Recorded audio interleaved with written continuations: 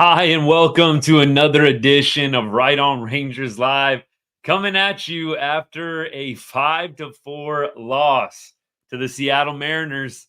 It was looking good for a while, looking real good, and things went a little awry for the Rangers in the late innings in the bottom of the eighth. To be specific, Rangers, of course, have the big top of the eighth last night to get the come from behind win. The Mariners go ahead and give the Rangers a dose of their own medicine, scoring 5 unanswered runs to win this one again by a score of 5-4. Julio Rodriguez with a big home run in the bottom of the eighth inning. Look, a lot of positives to take away from today. Definitely some what we call minutia. We're going to get into some spots where the Rangers could have been a lot better. We'll talk it all out here in just a second. But of course, here right on Rangers, y'all, we cover everything sports, putting a big emphasis on all the teams we love from the great state of Texas, including the Rangers, and especially the Rangers during baseball season. We appreciate you choosing Right on Rangers for all of your Texas Rangers content, post-game analysis, play-by-play at times. We do a little bit of everything here. And we're going to enjoy going a little bit of a late night show for you tonight, hanging out on a Friday. Appreciate all of y'all tuning in. Let's get right into it. So for me, I think the first thing we have to talk about is Jacob deGrom. Of course, the Rangers in a little bit of a stretch right now where the starting pitching is kind of the feature of the evening, right? You had Kumar Rocker making his stellar MLB debut last night. You have Jacob deGrom making his season debut tonight. You have Max Scherzer, who is going to be throwing tomorrow. I'm sure he'll be on another pitch count as well. But look, it gives, I think, us Rangers fans, us diehards, something to look forward to in the midst of what has been a pretty bad season, if I had to say so, all around. So some bright spots here. I know I got to the TV last night for sure. I think I'm not too worried if I miss maybe the first inning, second inning these days. I'll catch up, watch the highlights, but I had that TV on last night for sure, and tonight for deGrom and for Rocker's first pitch. So I absolutely appreciate that at least us Rangers fans have some small things to enjoy here the last 14 games of the season. Be nice seeing deGrom out there for a couple more starts. Same thing for Kumar Rocker. From what it sounded like on the broadcast, I think that both deGrom and Rocker are going to be starting at home in that Blue Jays series. So if you can get out to the ballpark for that series, my goodness, you get to see Kumar Rocker and deGrom. That would be phenomenal. Last home series of the season, the 17th through the 19th with the Blue Jays. Rangers finish out on the road. So I would highly recommend you live in the DFW area. Get down, get you a ticket, go watch Jacob deGrom and Kumar Rocker. I surely would be doing that if I lived in the area, no doubt. That's going to be a fun series. We're going to keep going here. Let me get to comments. Natalie says, Tavares comes in for defense and doesn't do a good job. Yeah, look, overall, I think defensively, the Rangers outfield has a lot of work to do. Wyatt Langford did not look particularly good out there in the field today. This is some of the minutia, by the way, as I call it, that we're talking about. Look, the reality is the Rangers had an opportunity to win this game. They were up 4-2 going into the bottom of the eighth with David Robertson and Kirby Yates in tow. That's a game you got to win. So we'll pick apart the defense a little bit here. Yeah, Leote, not great tonight defensively. Did not get a hit in the one at bat that he got coming into sub for Duran. Wyatt Langford looks to be a little bit of a project out there in the outfield right now. I think there's several things that they have got to retool with Wyatt. Let me just mention a couple of different things. So first of all, Wyatt Langford on the sac fly that either made it 4-1 or 4-2. I mean, that's a pretty can of corn sac fly to Wyatt Langford there.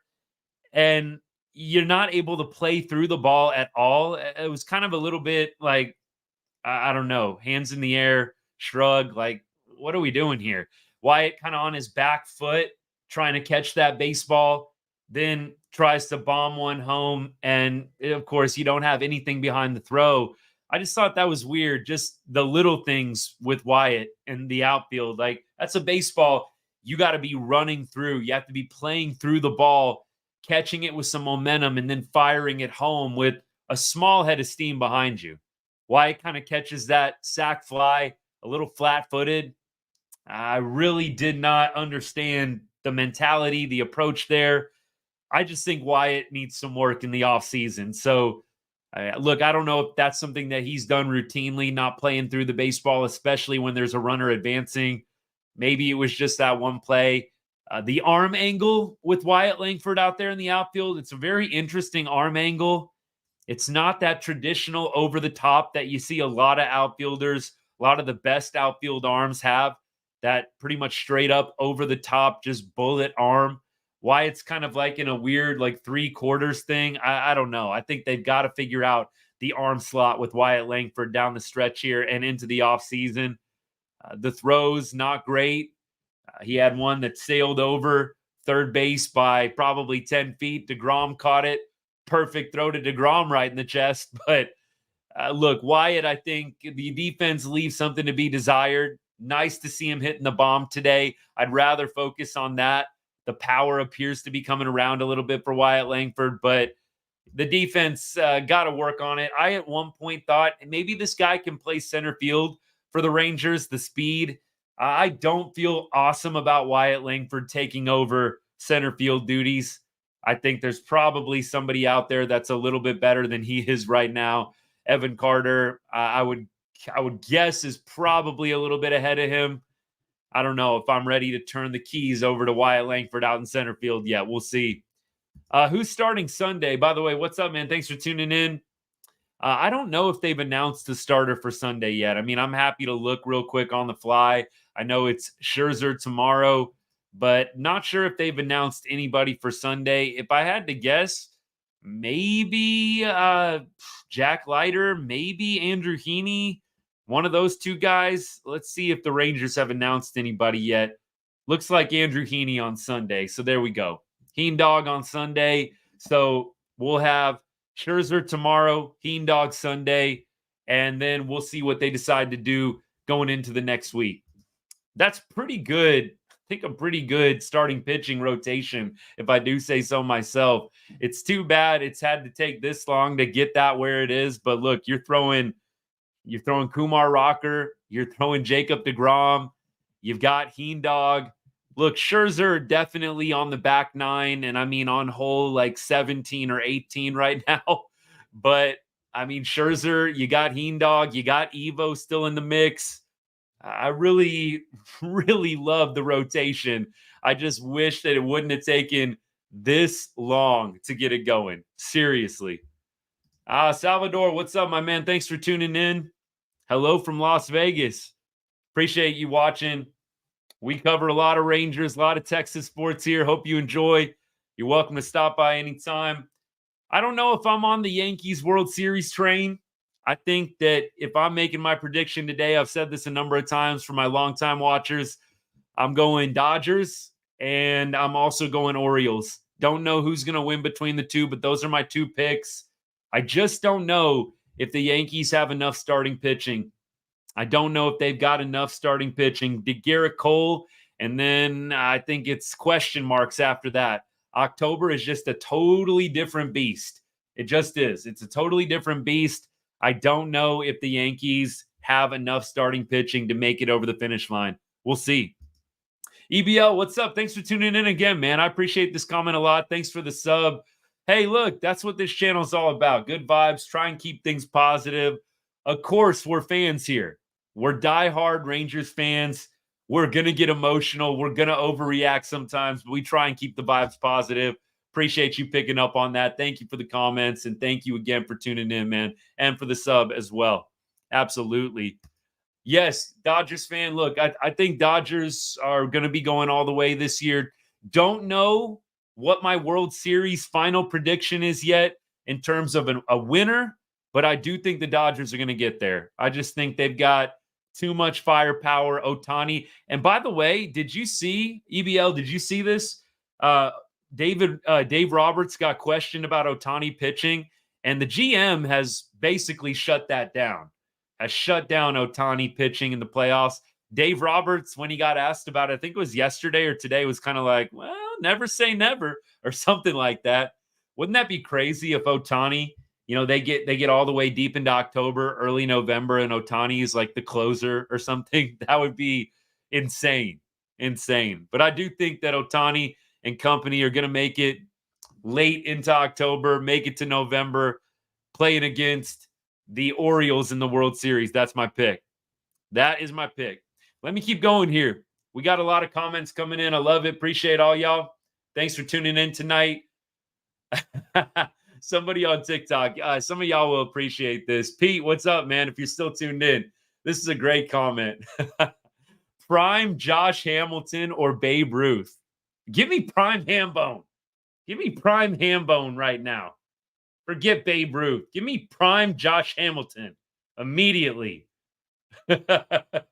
That's a great comment. That's one of the best comments I've seen. Pete, appreciate you, bud. That's awesome. All right. I think we're doing okay on TikTok comments. Man, I'll try and keep up with y'all. I know last night I was getting a little lazy, but I'll try and keep my eye on the TikTok comments, no doubt. Appreciate all y'all tuning in. Let me go here to Natalie's comment. Is it Jack Leiter prove it time? I don't think so. I mean, he could have a couple of bad starts. I still think Jack Leiter is going to be out there in spring training with the chance to make the roster. I mean, I think he would really have to suck over the last couple of starts and then really be terrible in spring training to not make the roster. I mean, that's just my opinion on it, obviously. But I think he's probably going to get every opportunity at this point. He would really have to have some meltdowns. Talking about Jack Leiter, one of the Rangers' top prospects, who's been up with the club in September since the September call-ups. But I don't think he is going to be on the chopping block. I think he's actually one of the guys that has a longer runway for sure. They want Jack Leiter to be successful. I think they're going to do everything they can to make it happen. Let me keep going here. Too many wasted opportunities. John, appreciate you tuning in again. Too many wasted opportunities to score more runs early in the game. And in the end, 4 wasn't enough. I can't believe one of our straight money guys blew this one. Yeah, Robertson, I believe it was his third or fourth blown save. I mean, that's pretty impressive. Actually, I take that back. It was his 4th loss. It was actually his 8th blown save. So, look, Robertson has not been as money as Yates. I think we can say that pretty confidently. He hasn't been as money as Kirby Yates has been. So I'm not getting on Robertson. I'm not trying to light it up about him or go on a Robertson rant. The dude has been so good for us. It happens. It really does. But look, the reality is it's a 162 game season. I don't know how many games he's pitched, but I definitely feel like it's bound to happen with some of these guys. Robertson in his upper 30s, on the back 9 of his career. I mean, the fact that he's been doing it this well is very, very impressive. I have a lot of forgiveness in my heart for a David Robertson blown save with how this season has gone. Let me just put it to you that way. But the wasted opportunities. I mean, the Rangers had several of those tonight. It's just really unfortunate. There's a few big moments I feel like we can point to, and let's go ahead and get into it. Why not? We did talk Jacob deGrom a little bit already, but maybe we'll circle back on deGrom here in just a minute. But look, you had in, I believe, the first inning, you got up 2-0. You did have an opportunity to add on a 3rd run. Nate Lowe was on second base. Jonah Heim grounded out. Top of the 2nd inning, you had Duran getting hit by the pitch right away. You had a Josh Smith single that Ezekiel Duran advanced to 3rd on. Langford walked to load the bases. So Dolly had bases loaded, 2 outs, not able to get anything. I'm just going through every Rangers half inning here. Nate Lowe singles in the top of the 3rd, 3 straight outs. Top of the 4th, 1-2-3 inning. Top of the 5th, we had the Langford bomb. And then it was pretty much 1-2-3 from there. Top 6, 1-2-3 inning. Top 7, I think, was the one where we could have tacked on more. but we had a Simi strikeout, a Josh Smith line out, and then a really nice 2-out rally. Langford walked, Doley walked, Nate Lowe had a single, really hard ground ball, kind of almost similar to last night with Josh Smith hitting that scorcher to first base. Nate Lowe able to plate an additional run there. So you had Adolis Garcia on third, Nate Lowe at first, and then Josh Young grounds out. That was a big moment, I felt like. Josh Young not able to get it done there in the top of the seventh inning. And then you had a pretty interesting bottom of the seventh for the Mariners. They make it a 4-2 ball game. You had Urania getting into a little bit of trouble.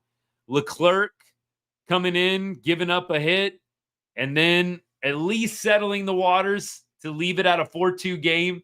Top of the eighth, Rangers went 1-2-3, and they did the same in the top of the ninth. So big opportunities. Doley bases loaded. Josh Young, I think multiple times had opportunities with runners in scoring position. Just unfortunate. This could have been probably a 7-8 nothing game at some point, and it just didn't happen tonight. And that is how the bats have gone this year, 100%. Look, I definitely feel like at this point, the Rangers are what they are. I'm not saying anything too deep or crazy insightful here, but this team, it is what it is. It's not a team that is going to consistently tack on runs late. Not that they're incapable, but consistently, they're not going to do it. They are not going to consistently string together lots of hits in a row to really get that big inning. We might put up a 2, a 3, but that big inning, the Rangers have a tough time and have had a tough time doing that this year. The bases loaded with Doley up hurts. There's so much that you can do there. I mean, look, the Josh Young ABs, it is what it is. I don't feel like Josh Young has been completely right since coming back from the injury. Hopefully a full offseason with some of these guys just gets everything going back in the right direction. But missed opportunities, for sure, 100%.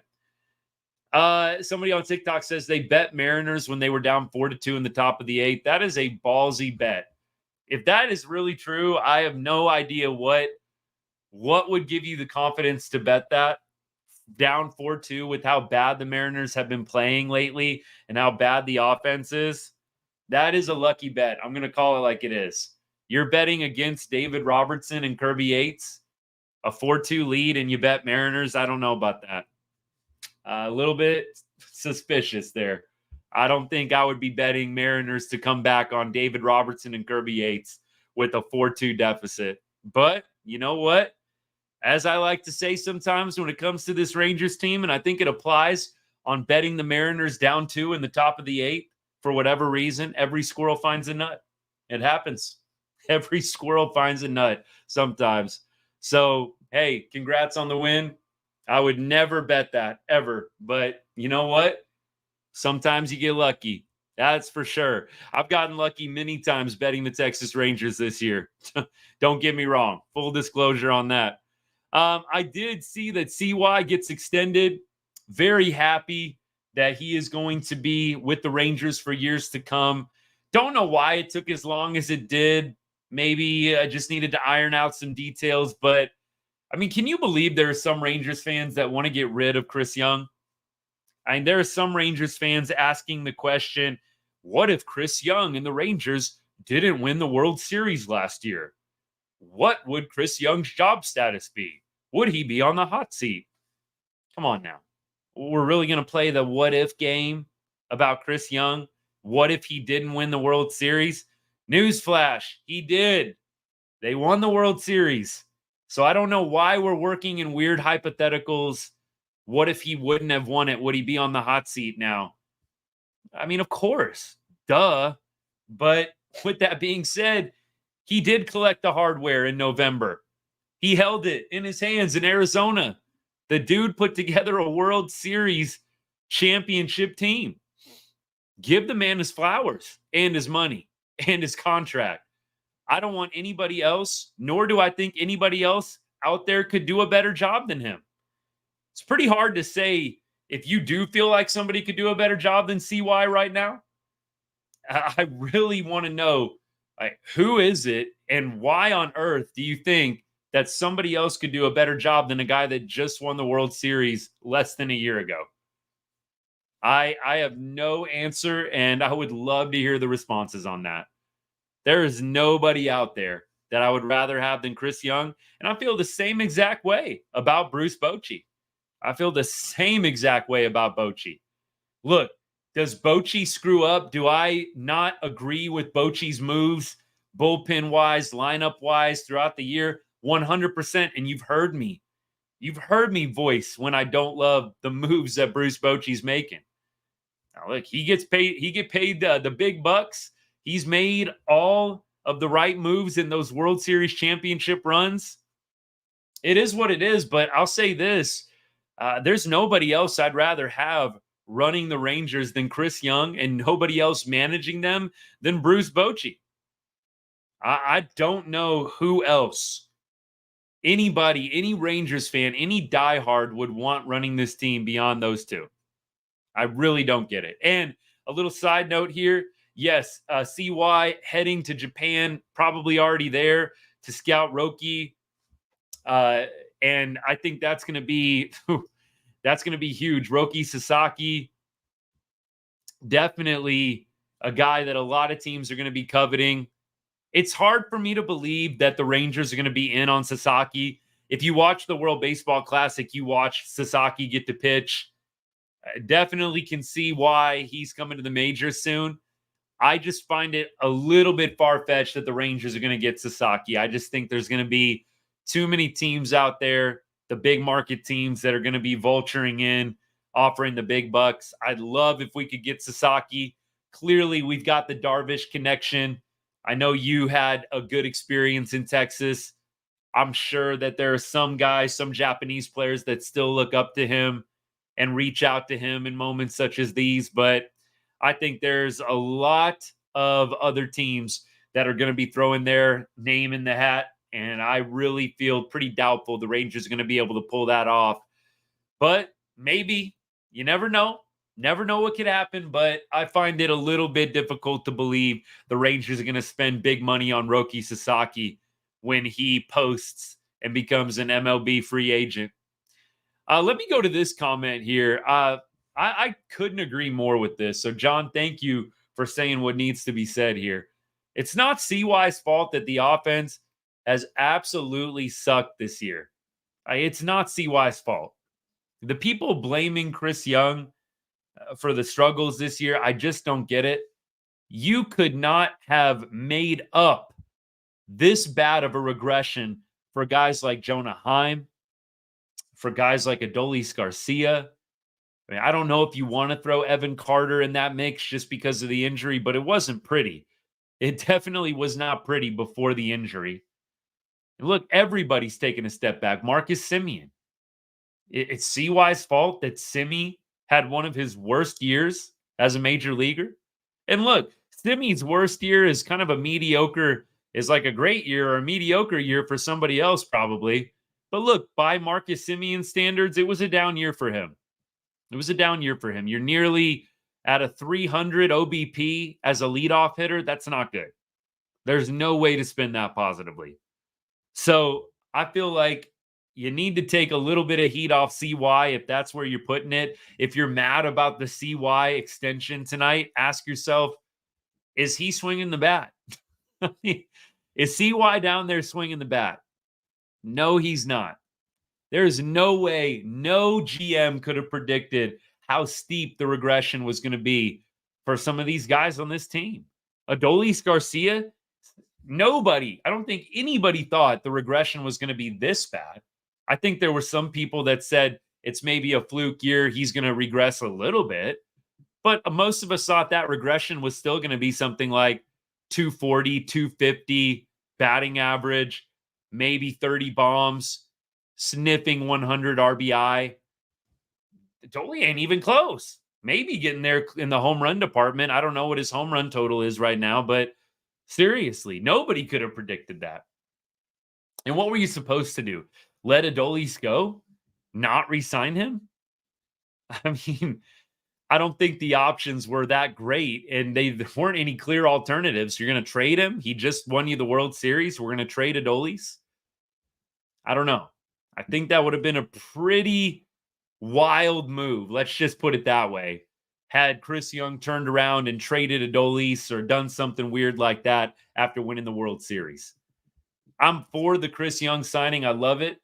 And I'm glad that he's going to be around for years to come. Big Game James, what's up, man? I'm reading your TikTok comment right now. Another great game tonight. Julio just got all his hits in this series tonight. I guess so. It was a great game. Look, it was. Look, my mentality right now, Rangers fans, Rangers Nation, is we just need to try and have as much fun as we can the rest of this year. Play spoiler. It would have been a lot of fun to play some spoiler tonight, win 2 in a row. Kind of a crazy stat, and I guess it actually continued tonight. After the Rangers have won a game in Seattle, they haven't won the next game in like 35 tries.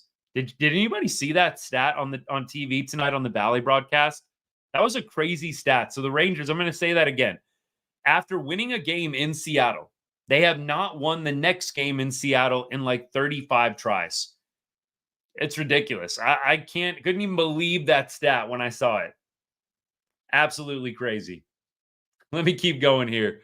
So somebody says here, Willard, what's up, man? Look, there's a reason the Rangers won last year, and it was because of Jordan Montgomery. Monty 100% played a role in us winning the World Series. Monty was not the sole reason the Rangers won the World Series last year. And look, at this point, I'm glad the Rangers didn't re-sign Monty. He's not having a good year for Arizona. They're paying him $25 million a year. I 100% am okay with letting Monty go. Would have enjoyed it if we would have re-signed him. Maybe he would have had a better year in Texas, but let's be honest, there's a lot of other reasons the Rangers won the World Series. This year, Houston will reclaim their title and beat the Dodgers. Willard, are you a closet Stros fan? Is that what we determined the last time? I feel like we've hung out before. Closet Stros fan? Seems like it. At this point, I don't think the Houston Astros have enough firepower to make it all the way to the World Series, let alone win it. I would be very surprised if Houston made it. And I'm trying to offer as much of an unbiased opinion as I possibly can. So you're counting on Valdez, who I think is very, very good. Valdez is very, very good. Kikuchi is your number 2, or Verlander is your number 2. Verlander has not been very good. I don't rate Kikuchi as an ace starter or as a playoff beast by any stretch of the imagination. So the bats better come to play.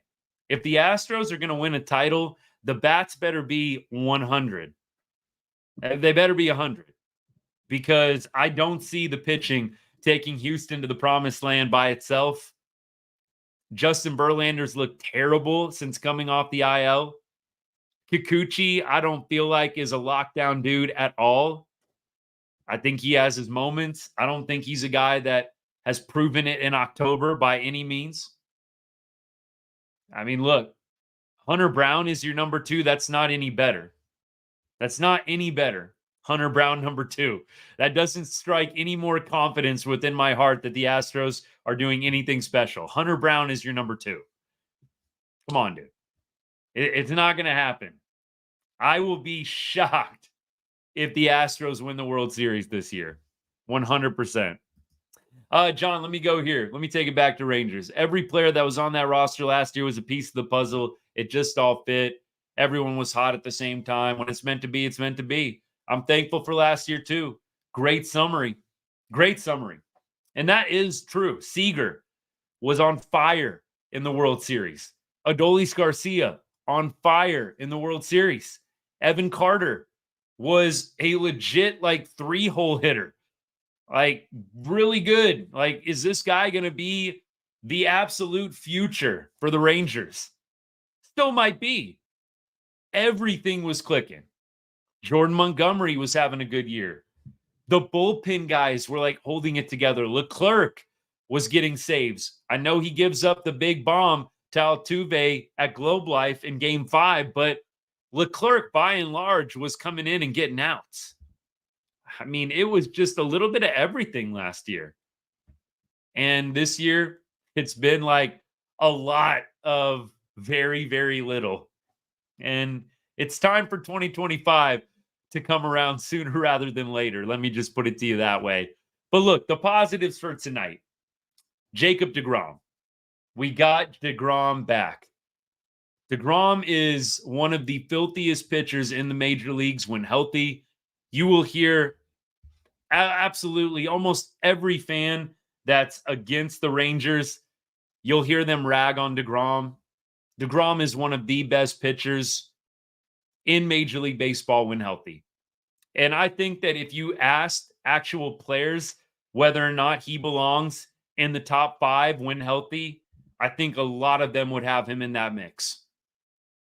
I really, really feel like if you asked any player, they would have deGrom up there, top 5, top 10, 100%.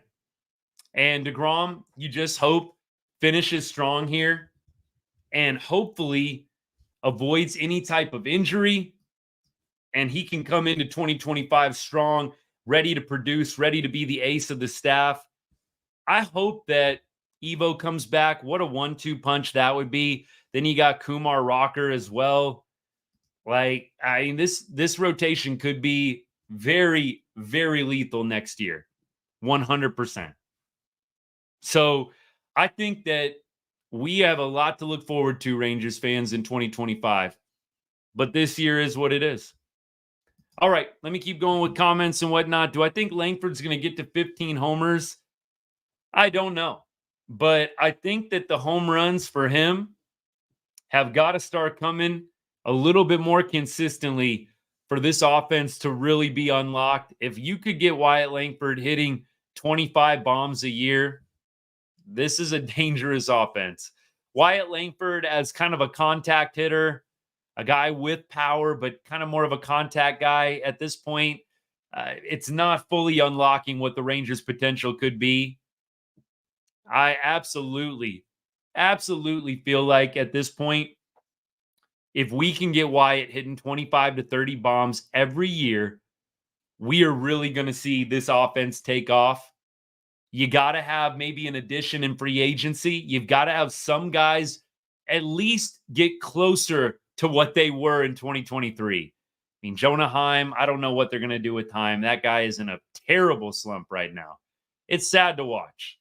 I think the stat that I saw during the game was Jonah has only thrown out 3 of the past 42 base stealers. 3 base stealers in 42 attempts you've thrown out. And he's like in a 1 for 30 slump right now. It's bad. It's really bad for Jonah. If you can just get Jonah like somewhat back around what he was last year, if you can get Adolis back to that 240, like, you know, again, 30 home runs, sniffing 100 RBI, this could be a totally different team. But the regression and the underperformance was just way too great this year. It just wasn't meant to be. Willard, have I been following Astros games at all? Of course. But I don't base Hunter Brown and my rating of him off of his last 7 games. Absolutely, the ERA is great over the last 7 games. It's in the 2s, I believe. But Willard, we're talking October baseball, buddy. We're not talking regular season against whoever, the slums of the AL. We're talking about October baseball against the best bats that MLB has to offer. So, no, Hunter Brown on the season, 3.60 ERA, respectable, or something around there. But I don't think any person that's not an Astros fan is saying, yes, Hunter Brown is a great 1-2 punch behind Valdez. Nobody's saying that. And I know that I'm a Rangers fan, but trust me, nobody's saying that. All right. I don't know who this is to. I don't feel like I've been very disrespectful. Maybe that was Willard getting a little disrespectful there. I don't know. But I've actually been, I think, pretty polite. I think I could be going off a lot worse right now. The solo home runs, we have to just get more people on base. John, I couldn't agree more. It is a problem. We actually did have some guys on base. We really did. We had some guys on base today. We just weren't able to bring them home in the big spots with 2 outs. And that has been an issue a lot this year. Of late, we've gotten some big 2-out hits, but I feel like the issue has been consistently this season the 2-out hit.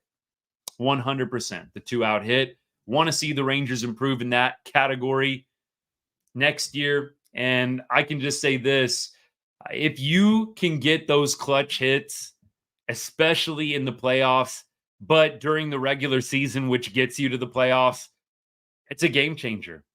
And it's actually really surprising the Rangers are so good in one-run games.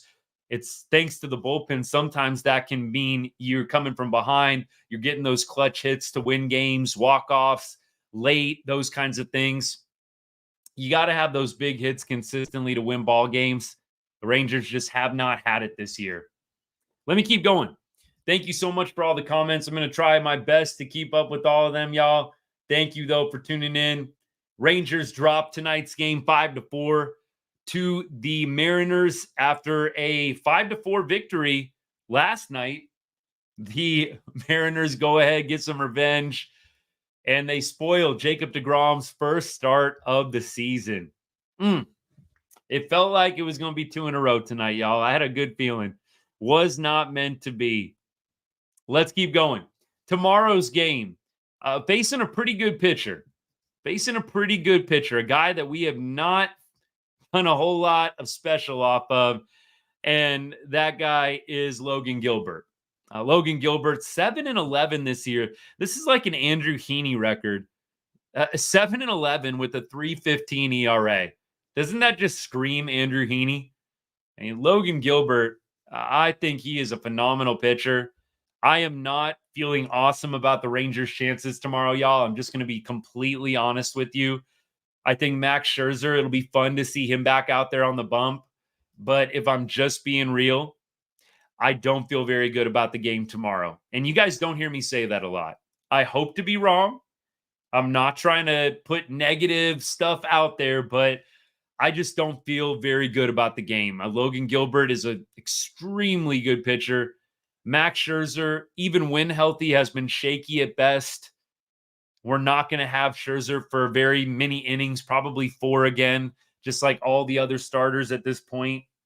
And then you've got the bullpen, right? The bullpen guys, I don't feel like are very reliable in the middle innings. We've had to use them. I don't feel great about tomorrow, but I hope it's one of those weird games that just doesn't make sense and the Rangers win when we all think that they weren't going to have a chance.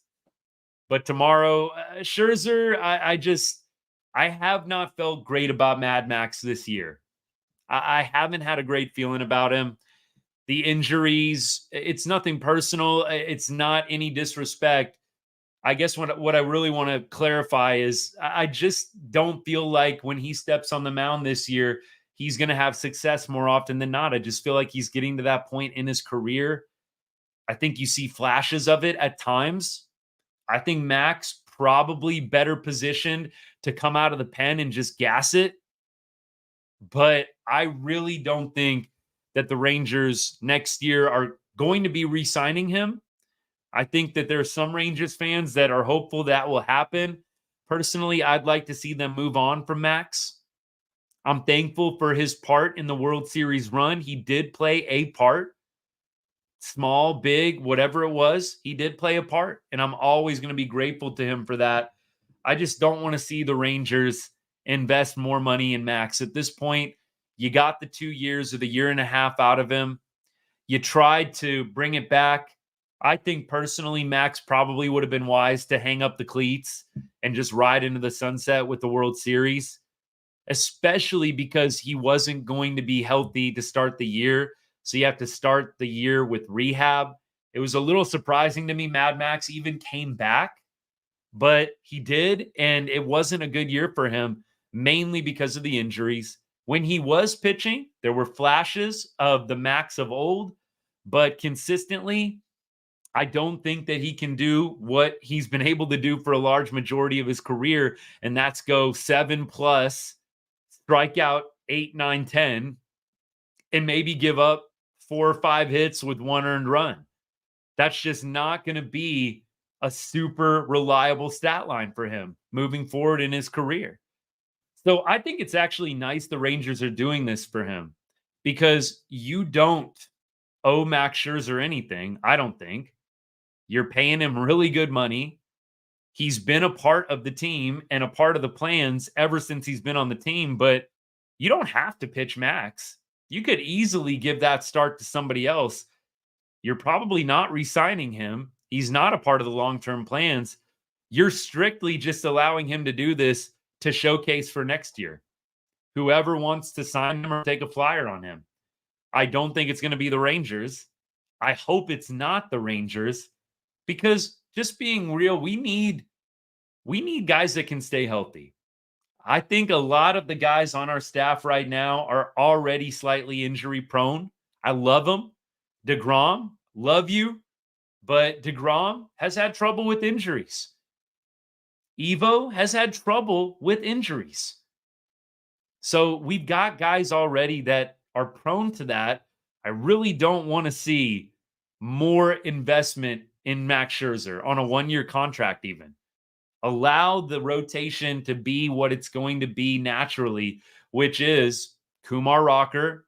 Not saying he's your one, but you've got deGrom, you've got Rocker, you've got Bradford, you've got Malley. I mean, look, there's Leiter potentially.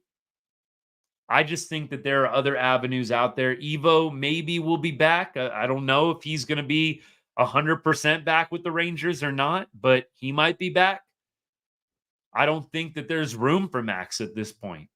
So I think it's nice that the Rangers are giving him an opportunity to showcase for next year if he does decide that he's going to continue to pitch. Maybe Max hangs it up after this season. Maybe this is a last hurrah. Hey, I didn't go out with a whimper. I did the rehab. I came back 100% and I gassed it out for 2 starts. And now I'm going to call it a day. Maybe that is what Max is going to do. I don't know. We'll see what happens with Mad Max in his career. Wish nothing but the best for him. Again, always going to be thankful for what he did for us and the part that he played in the World Series. But I think that at this point, we're seeing the last 1, 2, maybe 3 starts of Max Scherzer's tenure with the Rangers. Let me keep going. Yeah, I appreciate this comment. Thanks so much. I appreciate you tuning in too. So I don't want to come off as rude or disrespectful towards the guy. I just think being realistic, he's not a guy that's going to be in the long-term plans or needs to be. I'll keep going here. What do I think of the Royals in the playoffs? Would love to see them do well. Absolutely. I would love a Royals Diamondbacks World Series. I mean, look, at that point, I don't want anybody else to have nice things except teams that don't get nice things a lot. So give me a Royals Diamondbacks World Series, please. The Phillies, the Yankees, even the Orioles. I know the Orioles haven't won the World Series in a while, but still, I don't know. Maybe it's an East Coast thing. I don't know what it is, y'all. But give me Royals Diamondbacks in the World Series, please. I would much rather have that. I think the Royals, though, they've got a shot. The Rangers in 2023 had a shot. They've got some good talent. They've got some former Texas Rangers players, Mike Lorenzen, Robbie Grossman, Will Smith. I think Will Smith is still with the Royals right now. Look, go Royals.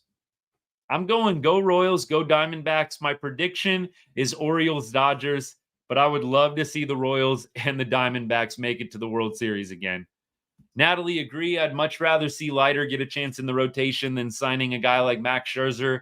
If you're going to go out and get a starting pitcher, I think you got to go for the gusto, or at least you got to go for a guy on a cheap 1-year deal, kind of like they did with like Urania, Lorenzen, those kinds of guys. All right, I'm going to keep going here, and we're going to start really getting into the matchup for tomorrow.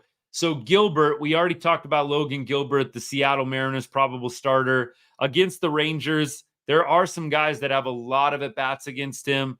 Doley does have 2 home runs in his career versus Logan Gilbert. 31 ABs, a 194 batting average, but does have 2 bombs and 31 ABs. Jonah Heim, 273 average against Gilbert with the home run and 22 career at-bats. Jankowski and Josh Young are a collective 0 for 10. Josh Young 0 for 7 against Gilbert. Jankowski 0 for 3. Wyatt Langford is 0 for 5 against Gilbert.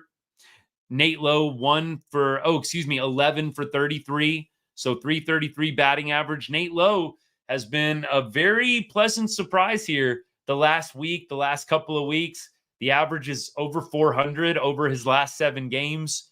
Nate Lowe has been coming alive here late, and you love to see it. And maybe getting to face a guy like Gilbert, who he's comfortable against, maybe we'll continue to see some nice hot hitting. That would be the plan. That would be much needed as the Rangers look to get a bounce back tomorrow. You also have Simeon. Marcus, this does not look good. 29 career ABs Marcus has against Gilbert. .069 batting average.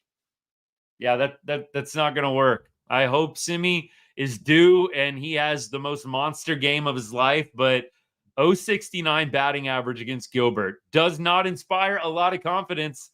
Josh Schmidt is 2 for 9, and Leote is hitting .077 against Tavares, slightly higher than Marcus Semien in 13 career at-bats. All right, we're having some fun, but you see what I mean. You see why I don't feel extremely confident about tomorrow. But look, this is one of those games where I surely hope that it just makes no sense, but the Rangers end up winning.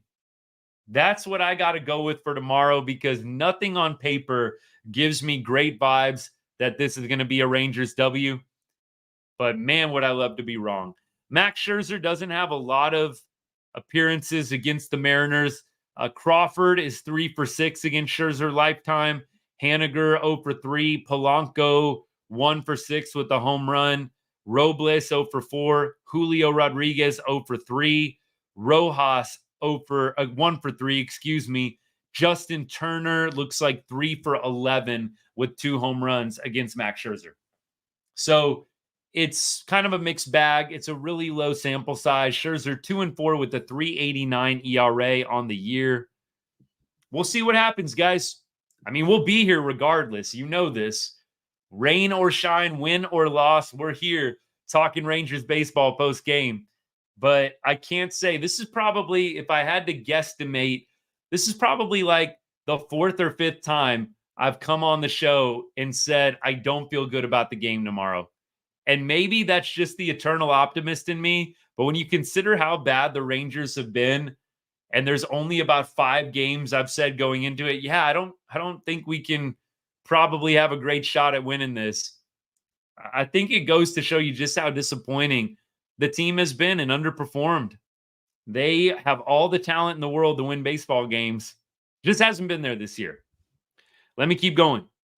Will the Rangers keep Seager at shortstop for now, or will they move him soon? So I think the plan has got to be for Corey that you need to move him to first base or more of a full-time DH role. I think the shortstop position, I don't think Corey is a bad shortstop. I think he's probably a slightly above average shortstop defensively. But I just think for a guy like Seager, a guy that struggled with injuries now the past couple of seasons. So you had the hernia stuff this year. Last year it was the hammy. This is a guy that does appear to have a little bit of an issue with injuries. I would like to see them move him to a less taxing defensive position. Is that going to be next year? I would think probably no. Could that be down the road in 2 or 3 years? I would hope yes. I would like to see Corey Seager be moved to a spot like first base, or perhaps start DHing with a little more regularity. I think that he does have the mental fortitude to be a DH. It's definitely not an easy position. It seems easy. Yeah, you just go up there and hit. You don't got to do anything else. It's easy. I think it's actually kind of the opposite a little bit. I mean, it's kind of the opposite. You have to be a good hitter. That's all you're doing. All you're doing is hitting. You don't have any way to redeem yourself in any other aspect of the game. You're a designated hitter. So I think it's personally a mentally taxing role. I think Cease could do it. I really do, but I feel like it's probably going to be a couple years before they end up sending him to a different position or trying him out at first base or whatever the case may be. Yep, Simi has got to make that comeback. I've said it a number of times. I know I don't always have the same people tuning in, but I've said for a number of times now, Marcus Semien, I think, is your best bounce back candidate. I think that dude has grit. He has that heart and hustle. He won the Heart and Hustle Award for the Rangers this year. I'm almost 100% on that.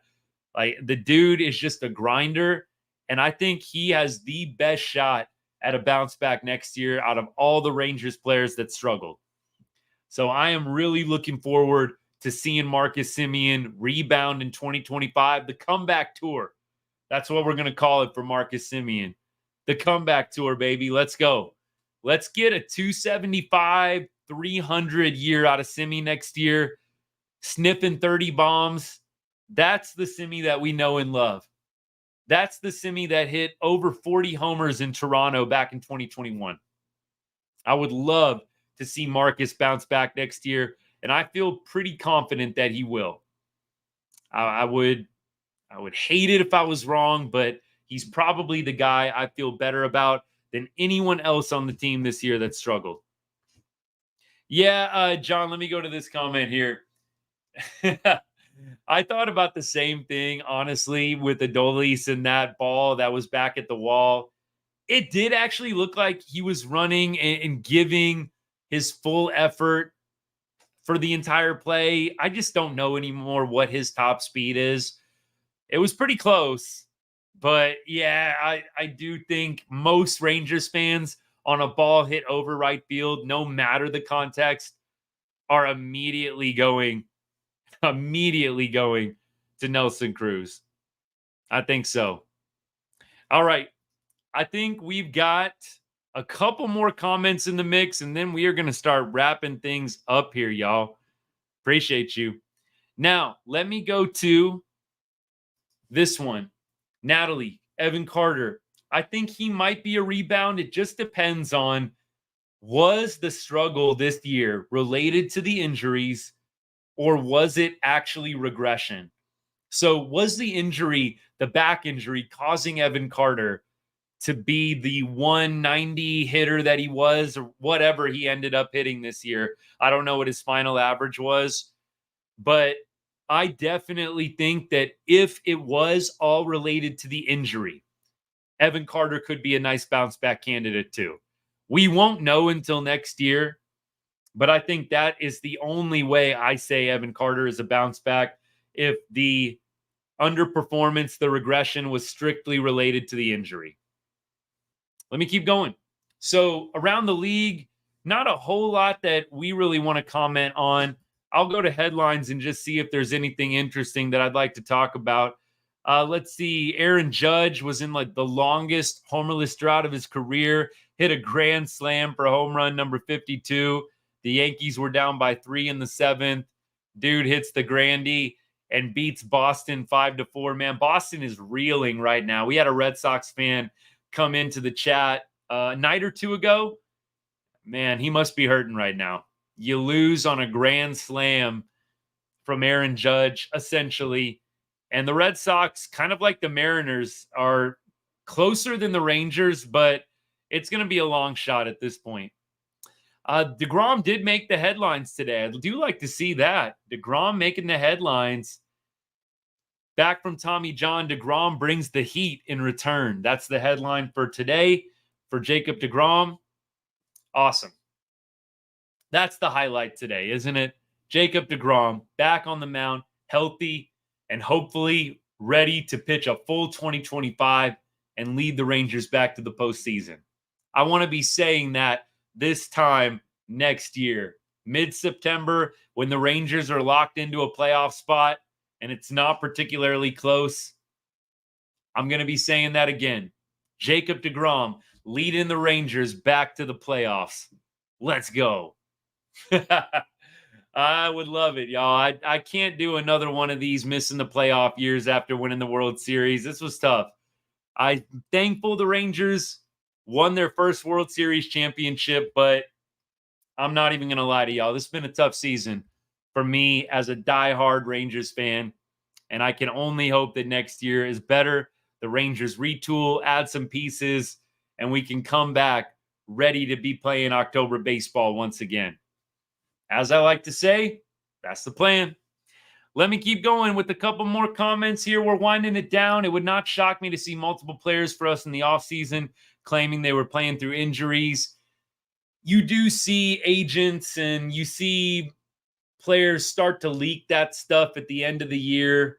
And I get it. You kind of want to save some face, right? You want to restore some image a little bit if you had a down year. So, John, it's not going to surprise me either, or it just will come out, Dolly had a procedure on his knee or, something like that. I have no information about Adolis Garcia in the knee, by the way. Totally random, made that up.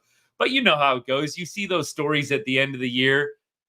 Somebody's having their knee scoped or, somebody's having surgery to repair, a fractured finger or, something weird. It's just the nature of a 162 game season. But yes, I think it is a little bit of saving face if we're just being completely straightforward. Yeah, I think Aaron has said it well. He is who he is at this point. Can he catch fire and have like a really good 2-3 week stretch? 100%. Is he a guy that's going to be super consistent over 162 games? Probably no. I think the Rangers are probably going to play the contract out next year. And at the trade deadline, if they're not relevant, maybe look to trade him. If the Rangers are playing well and he is playing somewhat well, clearly you're going to ride that out. But I think the Rangers might look to trade in the offseason or at the trade deadline if they are not fully in the mix with the Adolis Garcia contract expiring after next year. We'll see what happens. I'm curious. I don't know what I would do with the Adolis. I do know that I'm adding outfield depth and not Travis Jankowski, Robbie Grossman. I'm adding outfield depth. I'm going out to get free agents that can compete for a starting job. I'm not leaving it up to, well, Dolly's going to bounce back. It's going to happen. Evan Carter is going to stay injury-free the whole year. He's going to have a 160-game season, and he's going to hit 275, 300. I'm not banking on either one of those guys next year. Whatever they contribute next year is a cherry on top, but I'm not banking on Evan Carter or Adolis Garcia having a great season next year. It's nothing personal, no disrespect to him. I'm just not counting on it. And I'm being proactive and going out and getting outfielders that can compete for starting jobs. I don't think that Adolis needs to be locked into right field. I don't think Evan Carter needs to be locked in to a starting position. I think you can work Evan Carter back in a platoon role at this point. I think he's got to prove it in spring training, look good, look healthy. I just think it's a tough situation, but you've got to go out and add some depth. You can't go back out there in 2025 trotting out the same old, same old. It's not going to go well.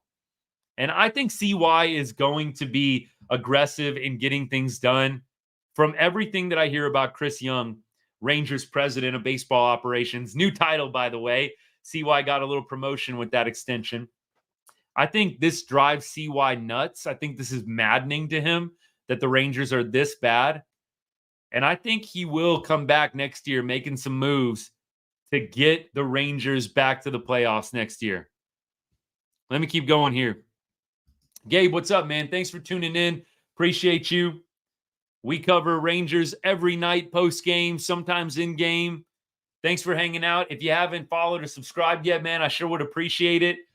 Get that notification every time we go live so you don't miss out. We'll be here all weekend long after every single Rangers-Mariners game. Thanks for tuning in, man. Let's see. Gabe's comment is, by the way, Carter was doing amazing before the injury. Yeah, it definitely wasn't Evan Carter's best season before the injury. I mean, if we look at the stats, I think he was under 200. I'd have to look it up right now. I don't have the stats memorized, but I definitely know it was right around that Mendoza line this year for Evan Carter. So Evan Carter's stats on the year 188. So I was basically right there. Evan was hitting 188, 5 homers, 15 RBI. OBP was 272. The walks were a little bit down this year. That was a big thing with Evan last year, right? His eye, he was so good taking pitches, not expanding the zone. It actually kind of worked a little bit against him this year. I felt at times that he was looking to walk a little bit too much. And so Evan Carter, I think the injury playing a part is a very logical conclusion to the 188 batting average. I just hope he can bounce back. And I hope that he is able to return to that form in October of 2023 and September of 2023 as well, to be fair. Another comment here. It's a very perplexing situation for the front office with player movement, who to keep, who do you go after? It's a gamble. Sometimes you end up getting it right, and sometimes you lose. Sometimes you win, sometimes you lose. I think this sums it up pretty well. The gamble this year was Evan Carter and Wyatt Langford are going to be big producers for us in the lineup, right? That was the gamble this year. The Rangers gambled that Evan Carter and Wyatt Langford were going to be middle of the order guys, and we're going to carry the middle of the order for this Rangers lineup. And they didn't. They couldn't have been more wrong on that. And that is a big reason why they didn't go out and get very many free agents, at least like mid-level to big name free agents. And I hope that they don't make the same mistake next year. I hope they don't make the mistake either of counting on these guys that have regressed so much in 2024 to magically return back to 2023 form. I hope that they are proactive, that they go out and that they get guys that add considerable depth, not a defensive specialist, not a pinch runner specialist, a guy that can compete for at-bats, a hard-nosed player, not one of these all or nothing, ball in the gap, ball over the fence, or strikeout guys. Give me a hard-nosed player with some wheels, good defense, contact hitter. I don't need a guy that can drop bombs. We've got those guys already. We've got guys that have the power. We've got Corey Seager. Marcus Semion's got that pop in him. We've got Josh Young. He's got that pop. Doley could be that guy. I don't know if I'm throwing him in the mix, but I think that as a whole, you have to be proactive in the free agent market, and you can't just count on these bounce backs, or you can't count on rookies to lead your team back to the promised land. I'll keep going here. That's my take. Look, prove me wrong. If they don't go out and get anybody in free agency and everybody lights it up, I'll be happy to eat crow.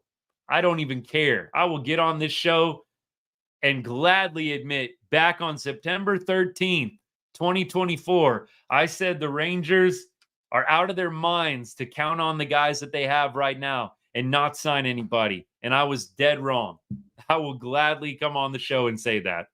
And you guys know, those of y'all that have been hanging out, you know I'm not too proud for that. Let me keep going here. Aaron says, I think we can write off 2024 as a season of untimely injuries and inconsistent play. That's in a nutshell. I think CY put it best. Injuries, regression, underperformance. I think those were the three keys that he came up with in a recent interview. Injuries, regression, underperformance. Obviously, those last two can kind of go hand in hand. Superfly, what's up, man? Thanks for tuning in. Appreciate you. Comment is, Rangers are still good for the short-term future, but I wouldn't count on this roster past 2 to 3 years where they will have to rebuild. I still like them. This is not their year. So my only rebuttal to that, I know maybe you're thinking Seager, Semien, those guys eventually leaving. I do think it's so hard to say with the free agent market who the Rangers could possibly go out and get. I do think there are some good, solid guys in the farm system. But I agree, like with the core of Corey Seager and Marcus Semien, I don't know that you have more than 3 to 5 years, probably at the max, with those core guys right there, or at least those guys as your core. So you got Marcus Semien and Corey Seager, both early 30s, right? They start getting into the mid 30s, upper 30s. It's hard to build around those guys. Now, I think Corey could be a big hitter and a really good hitter for a long time. And Marcus, I think, could be as well. But I think that probably 3 to 5 year window is what the Rangers are looking at right now with the present core. Now, if they get some minor league guys coming up, popping, becoming big stars, maybe a Sebastian Walcott, now you're talking. Now you're talking a different tune. You're singing a different tune. But I agree, the core right now of Seager and Semien is only going to last for so long. So hopefully they continue developing talent. Hopefully they continue to stay active in the trade and free agent markets. You know, CY has that vision beyond the next 3, 4, 5 years. I know the wheels are turning. I feel very confident, and I think the club is in very good hands with Chris Young at the helm as the president of baseball operations. Let me keep going. Gabe says the Rangers had a rough season due to inconsistent pitching and injuries to key players. Offense showed flashes, but they couldn't keep up when the bullpen struggled. Yep. Preach. All y'all, just keep preaching. That is the season in a nutshell. Absolutely. I think Wyatt could be a superstar, but I don't know if that's going to come next year. Maybe next year. But again, not banking on it. Again, that was the mistake this year, is you thought Wyatt Langford was going to be 20 homer, 80 RBI guy. And he's getting there. I think there are some positive strides, but don't count on him to be superstar. Be happy when you get it, but don't count on it. That was the mistake the Rangers made this year. Keep going here. Superfly says the good thing is the Rangers have money. So if players are available, you'll be able to get right back into it. I've seen the same thing happen to the Cardinals. Arenado and Goldschmidt, too old. Yeah, I mean, look, that is happening with the Cardinals, who you guys know. I was born in St. Louis, grew up childhood team, Cardinals, moved to Texas right around middle school, late elementary years, and became a Rangers fan, full out Rangers fan. Just was so hard not to love those early 2000s teams. They weren't very good, but they had a lot of lovable players. And of course, all my buddies were Rangers fans. They totally converted me. So look, I 100% agree with this assessment about the Cardinals. They have a couple of guys that are aging, that they're paying a lot of money to, and it doesn't always work out. I hope that the Rangers do end up spending money. The TV contract is preventing them, I think, from going all out. I hope that the purse strings get loosened up a little bit in 2025 so this Rangers team can retool and make it back to October. I lived in a couple of different areas like Kirkwood, Webster Groves, just to name a couple. So all over the place. We moved a few different times when I was living there as a young kid, but went to many Busch Stadium games. And then, like I said, right around probably 6th grade, 7th grade, moved to Texas. And like I said, all my best friends, Rangers fans, went to a ton of games. It was just hard not to become a fan. Watched pretty much every Rangers game, feel like when I was growing up as a kid, just had it on TV naturally. And yeah, I mean, it was just hard not to convert. Still have a soft spot in my heart for the Cards. Don't mind seeing them do well, and am not mad at all when they have success, unless it's against the Rangers. That 2011 World Series, I was bumming big time. And that's how I kind of knew that I'd made the full conversion, is I really wanted the Rangers to win that first World Series, and the Cardinals just had that outstanding, crazy Game 6, Game 7. Look, I'm not going to bring up the 2011 memories too much more. We don't want to get depressing here. But Aaron, I do agree. Cardinals do have a lot more problems. Look, have y'all seen Busch Stadium as empty as it's been over the past several days? Yikes. Yikes. Like, I've never seen Bush that freaking empty before. As to what I saw, what, maybe yesterday or a couple days ago on replay. I mean, routinely, even when the Cardinals aren't making the playoffs, the stadium is still pretty packed. So to see some of those images of empty seats at Busch, I couldn't believe it. But it is just that kind of year for the Cardinals. I don't know or pretend to know everything going on with that organization.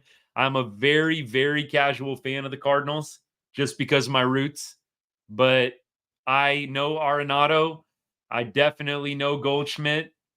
Mason Wynn, that's another name I know. Brendan Donovan. I'm trying to list out as many Cardinals players as I can. Look, I don't even know the full roster anymore. It's all Rangers for me now. But Busch Stadium being as empty as it was, that was shocking to me because I've just never seen that before. I feel like this is one of the first years I've ever seen empty seats to that degree. It looked like a White Sox game. I mean, when the Rangers played the White Sox a couple weeks ago for that doubleheader, that was depressing. I mean, that was White Sox territory. What I saw, that little cutaway to Busch Stadium. I was watching like MLB Network or something. It's like, wow, I didn't think it was this bad. All right, I digress. I digress. Was I in St. Louis when the Cardinals played the Rangers in the World Series? No. I was actually out here living in Vegas. I had just moved out here. So I moved away from St. Louis right around the turn of the century, like right around 2000, 2001. So, yeah, definitely haven't been living in St. Louis for a long time. Went back to visit over the summer for work. Actually got to a game, got to see Paul Skeens pitch against the Cardinals. That was a lot of fun. But no, have not been living in St. Louis for a long time. Beyond that, though, let me keep going. Dude, Busch has been really empty. DeWitt, the owner, has become an absentee landlord as an owner over the last 7 years or so. Really sad. Fans are not happy with the ownership group. Okay. That is sad because that is such a crazy, awesome fan base. I mean, I always think about that baseball heaven quote, right? When Mark McGwire first came on board and they told him it's baseball heaven, right? I mean, that is something that I'll never forget. And that's kind of what I've always felt about the Cardinals in that Busch Stadium. It's just a city and a team that is always going to be supported. I definitely don't like seeing them down bad like this. Like I said, got a soft spot in my heart for them. I hope that they can turn it around. Let me keep things rolling here, though, y'all. I appreciate all you guys. The conversation has been great. Means a lot. Let me go back, make sure I didn't miss anything. TikTok, I know you guys, a few of y'all are still hanging out. Somebody said Chicago White Sox suck. Indeed, they do. Not great. Not great at all. But you know what? That is a good perspective. We could be the White Sox right now, Rangers Nation. We're nowhere close to that. I can't imagine the White Sox are going to be that bad next year, but geez, it can always be worse, right? It could always be worse. Oh my gosh. All right, y'all. Tomorrow, another late night game. I think it is a little bit of an earlier start, like maybe an 8:40 start Texas time. So we'll still be going pretty late, right? It'll be probably after midnight or 11:30 in Texas by the time we get rolling. I think Sunday is a day game, if I'm not mistaken, but tomorrow, another late night game. So, hey, if you enjoyed tonight, little late night ride on Rangers, come back. Enjoy it tomorrow as well. That sure would be nice to get another good group, another good discussion going on all things baseball and Rangers baseball. I'm always here for it. I'm just scrolling through, making sure I didn't forget anything. Let me see. Let me talk a little bit more St. Louis here. I don't know if you remember when you went to Busch during the McGuire years. Around the stadium were bars and restaurants. Well, they did that. They did that village, right? The ballpark village. I'm seeing your comment right now. I didn't get to check out Ballpark Village very much out there in the outfield, or you know what I mean, outside the stadium in the outfield. But I mean, it seemed decent, but I can't say I checked it out thoroughly or anything like that. During the McGuire years, look, I was very young during the McGuire years. We're talking like grade school. I'm dating myself a little bit here, but that was like grade school for me, middle school, McGuire years. And that was quite a time to be a St. Louis Cardinals fan when Big Mac was hitting all those big flies. But yeah, I can't say I've got the best recollection of what it was like beforehand. I can remember walking around quite a bit after finding a parking spot with my dad. And I do remember there being a lot of bars, but I didn't feel like or didn't understand that they were getting rid of some of those places. I don't know. I can imagine, though, if this is true. Old bars and restaurants were the best. I wonder, though, if what I was literally just about to say this, Aaron. I kind of wondered if maybe that had something to do with it. I know St. Louis, clearly there is crime everywhere. I mean, there's crime everywhere. But I do know St. Louis statistically one of the cities where the rate is a little bit higher. So I did kind of wonder if maybe that had to do with it. But like I said, don't pretend to know all the ins and outs. Gabe, what religion do I believe in? I'm a Christian, have been my whole life. So appreciate you asking about that. But yeah, my faith's really important to me. Faith, family, friends, Rangers, kind of like that. And pretty much in that order, too. All right, y'all. I'm going to get out of here. Hope y'all have a great rest of your Friday night. And I hope you have a great Saturday as well. I have a busy Saturday during the day, but I'm going to enjoy kicking back and watching the Rangers at night. Hope you guys have a great weekend. Come hang out again if you can tomorrow evening after the game, hopefully after another Rangers win. Let's hope we can bounce back after a tough loss tonight, get that series split, and then go win a series on Sunday. That's the plan. That is the plan. And hey, if you know anybody that loves baseball, loves the Rangers, please tell them about the channel. Send my video their way. I would be extremely grateful. Thank you again to all of you. And as I always say to end every show, God bless and go